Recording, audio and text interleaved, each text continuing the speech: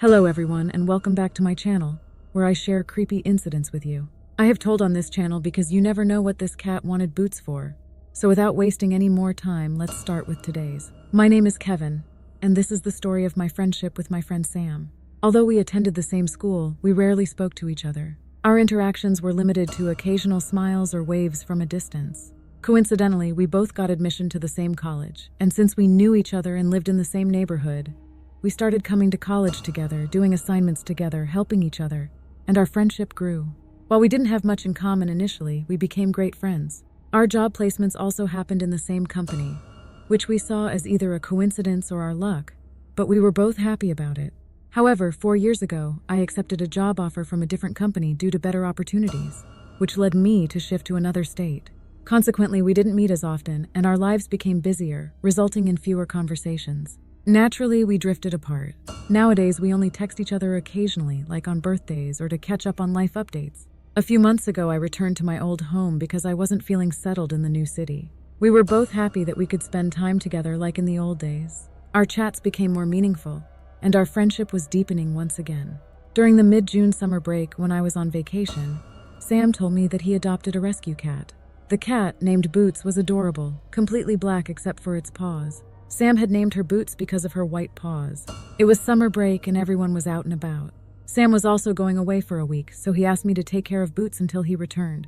Since I was also going to meet his cat, I accepted his request.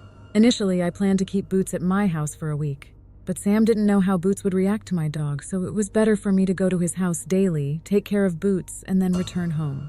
This way, there wouldn't be any conflict between our pets.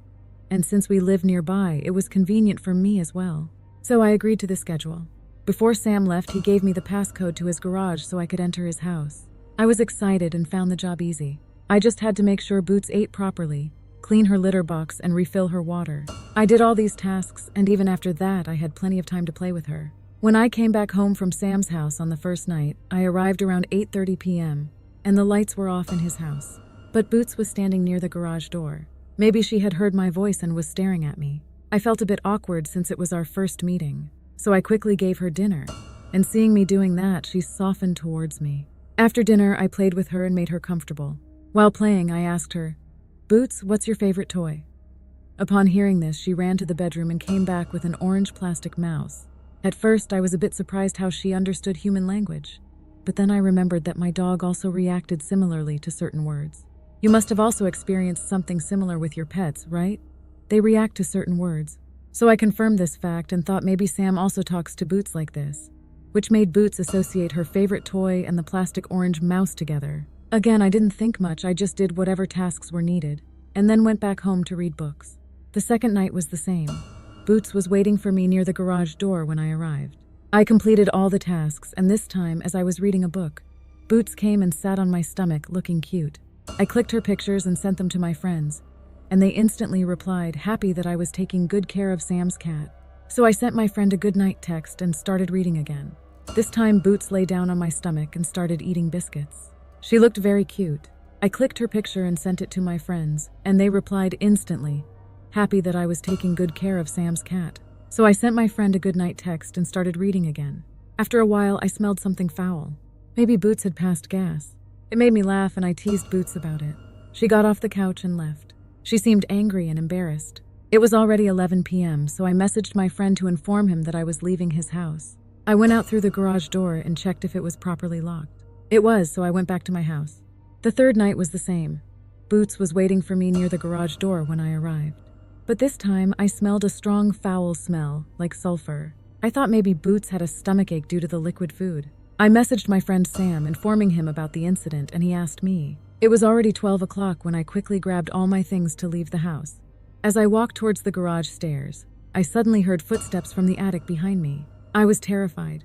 As I moved forward, it felt like those footsteps were just one step behind me. Terrified, I sprinted back home. The next night was a Friday, and I didn't feel like going to his house at all. But I had promised Sam I'd take care of Boots, so it was now my responsibility. I decided to go there, clean Boots' litter, refill her water, feed her, and leave. I planned to go in the afternoon on Saturday to make it feel less creepy and spend more time with Boots. As soon as I entered the house, Boots was waiting for me near the stairs, just like she used to. I felt a bit relieved and extended my arms to pick up Boots, But then the footsteps from the attic started following me again. The only thought running through my mind was to finish the tasks and get out of there. Repeating this thought, I prepared Boots' dinner, while the footsteps grew louder and my hands trembled. Ignoring the sound, I went to the bathroom to clean Boots' litter box. The footsteps followed me. Quickly finishing the cleaning, I went to the kitchen to check if Boots had eaten and to refill her water. This time, the footsteps moved in the opposite direction towards the attic stairs. My mind screamed to leave, but my gut told me to get some salt. I hurried to the kitchen cupboards, praying to find any kind of salt. Black salt, salt and pepper shaker, a bag of salt, anything. Suddenly I spotted Himalayan pink salt and began grinding it on the counter. There wasn't much, and my heart pounded faster. When the footsteps stopped, I paused grinding to listen closely. The house was eerily silent. Then the footsteps resumed, louder and coming down the attic stairs. Grabbing the salt, I ran towards the garage stairs, eyes shut tight with fear, flinging salt behind me as I went. At the garage door, I tried to open the handle when suddenly the house lights started flickering. Panicking, I struggled to recall the words to any English prayer. So I began loudly reciting the Latin prayers my mom had taught me. The footsteps grew closer and halted behind me. I felt a cold breath on my neck and something whispered in my ear, but I couldn't understand. The lights flickered more intensely, and the witch-like laughter grew louder. Desperately, I threw the remaining salt behind me. Instantly, the lights stopped flickering and the sinister sounds ceased. Still paralyzed with fear, I stood there, unmoving for about 5-10 minutes, barely even breathing. The house grew quiet, and the only sounds were the cars passing by outside, their lights casting shadows inside. I gathered the courage to open the garage door, slid out, and finally felt a little more like myself once I crossed the road. I called my friend, but he didn't pick up. The experience had left me too terrified to return to that house the next day. Since Sam was returning in 2 days, I figured Boots could manage with the food and water left for her. I planned to explain everything to Sam once he got back. Sam was supposed to land on Sunday at 7 p.m., so I went to pick him up from the airport. Seeing me waiting, he seemed a bit confused and asked what I was doing there. We got into a taxi, and I told him everything that had happened, showing him photos of Boots I'd taken at his house. Then the taxi driver asked, "Where to, sir?" My friend looked at me, saying, "You should know where to go. You've been taking care of my cat for a week. Just tell him the address." The driver asked again, "Sir, where are we heading?" The sound of the witch's laughter was growing louder and louder. In a panic, I started praying even more loudly. As soon as the prayers were over, I threw whatever salt I had left behind me. The moment I tossed the salt, the flickering of the lights stopped, and the eerie laughter and whispering ceased. I was still so scared that I'm certain I stood there for about 5-10 minutes without moving or making any sound. I even held my breath at one point. The house had become completely silent, with only the sound of cars driving by outside audible inside the house, accompanied by the light from their headlights illuminating the interior. I didn't dare to look behind me. I opened the garage door, put on my coat, and stepped out of the garage to exit the house. After crossing the road, I finally started to feel a bit calmer. Regaining my composure, I tried calling my friend, but he didn't pick up. The experience in that house was so terrifying that I couldn't bring myself to go back the next day. Anyway, Sam was going to return in 2 days, so I thought Boots could manage on her own for that time. She had enough food and water in the house to sustain her. Once my friend returned, I would explain everything to him about why I couldn't go back to his house. I really could not go back there again. Not after what had happened. Sam was supposed to land on Sunday at 7 p.m., so I went to the airport to pick him up. Seeing me there, he looked a bit confused and asked, "What are you doing here?" We both got into a taxi, and I told him everything that had happened. I also showed him photos of Boots that I had taken at his house. At that moment, the taxi driver asked, "Where to, sir?" My friend looked at me but didn't say anything. The driver asked again, "Sir, where are we heading?" Sam looked at me and said, "You should know where to go. You've been taking care of my cat for a week. Just tell him the address." The driver asked again, "Sir, the address?" I didn't have the courage to go back to that house, so I suggested to Sam that he stay at my place for the night. After saying this, I gave the driver my home address. We arrived at my place, freshened up, and began chatting. My dog Milo came over and sat with us. Sam didn't call for him or play with him, and Milo didn't go near him either.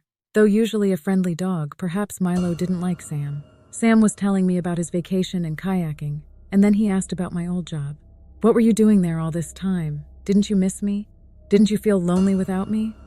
"I'm your only friend," he said sarcastically, but there was some truth to it. Sam is indeed my best friend, and I share everything with him. Thinking about my old job in the city, I recalled how the early days were a bit difficult for me, but eventually I adjusted and made friends. However, I started feeling a bit uncomfortable and anxious for some reason. Sam kept asking repeatedly, "Why did you come back? What happened suddenly?" And I had no answers, as I didn't know why I came back either. Maybe it was loneliness, or maybe I was just missing my home. I tried to change the subject, but he kept insisting, "Tell me, why did you come back? Tell me." His questions started annoying me. I remained silent, and his voice kept echoing in my ears. "Tell me, why did you come back? Tell me." I don't know what came over me after hearing that. I grabbed his collar and looked at him angrily. He was laughing at me now, and I couldn't stand it anymore. I was just about to punch him when the doorbell rang, music. We both turned to look at the door and then at each other. I released his collar and moved to open the door. As soon as I opened it, the police suddenly barged in and grabbed me. "You are under arrest," they said, dragging me away. I was confused about what was happening to me. My dog, Milo, was barking loudly, perhaps confused by the police's mistake. Maybe they were at the wrong house. Regardless, I called out to my friend, "Help me, Sam, help me." I called him again, but he was just standing there, not coming to my aid. It didn't make sense why he wasn't helping me. Was he scared too? Was he handcuffed by the police? Before getting into the police car, I took one last look at my house and saw only Milo barking. Sam wasn't there. I looked around, but Sam was nowhere to be seen. Maybe the police put him in a different car. Or perhaps he ran away, leaving me in this situation. What kind of friend does that? Lost in these thoughts, I was placed inside the police car. And just then, the door opened and Sam got in beside me. He wasn't handcuffed. We both remained silent, just looking at each other throughout the ride. They put Sam and me in one room, and after a while, the police came and started questioning me about where I was in the past week. I told them everything, about how I had been at home and looking after my friend's cat as he had asked. They could confirm this with Sam. The police asked me a few more questions and then left. Sam asked me what was happening, but I had no explanation. How could I tell him that I felt a ghostly presence in his house and I sprinkled salt to ward it off?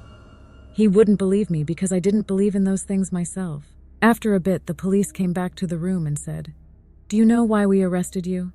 I didn't say anything. They placed a laptop in front of Sam and me, which was playing a video. In the video, someone was cutting something with a knife. I asked the police why they were showing this to me. They said that I was the person in the video. According to the police, the owners of the house had gone on vacation, and when they returned, they found their cat dead. Upon checking the home cameras, they saw that I had killed their cat. I was bewildered because I knew it wasn't me in the video. I told the police to talk to Sam, as it was his house. They kept staring at me and then asked, "Who is Sam?" Now I was getting confused. Were the police blind or playing some strange joke on me? I pointed to my left and said, "This is Sam, the one sitting beside me." But when I looked back at the police, they were looking at me as if I were crazy. I glanced at Sam and pleaded, "Sam, why aren't you saying anything? Help me out here." But Sam just stared at me, smiling creepily. If you enjoyed this story as much as I did, I hope you leave your thoughts and feedback. If you've read this on Reddit before, you might notice I've made a few changes to the original. I really liked the story but wanted to add my touch to it, so I hope the original storyteller won't mind. The link to the original story is in the description, so please check it out. I hope you liked this video, and I'll see you in the next one. Bye.